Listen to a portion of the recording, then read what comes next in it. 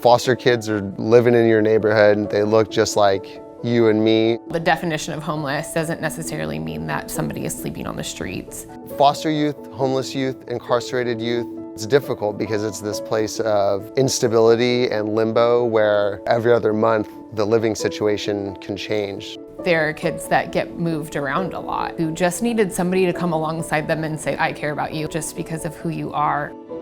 Doing ministry with these kids looks different. We can't show up to school campuses and do contact work and say, hey, who's in foster care? Oftentimes kids move, being a more transient population. And so as they get transition and change schools and homes, we know about it. We just pursue them to the ends of the earth. We've known Alex for about 4.5 years. When we met her, she was in a tough place.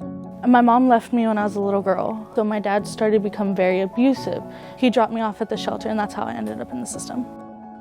Drea is one of the first girls that I met, and initially she wouldn't really talk to me. When I first met her, I wanted nothing to do with her. I was just upset all the time. What did I do to deserve this?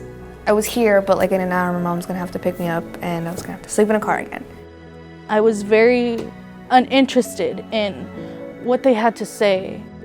It's just hard to believe anyone. It would be one thing after another that it's not gonna be okay. It took a lot for me to accept them into my life because I have been let down so many times. I finally met Jay, Mama Star, Shane, everyone in Young Life, and I instantly fell in love with everybody. When they were trying so hard to stay in my life, it revealed to me that there are people out there who care. I've watched Drea grow in her relationship with Jesus so much in the last few years.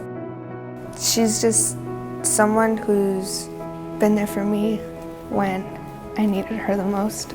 I feel like my Young Life leaders love me more than a family would. They love me like God would love me.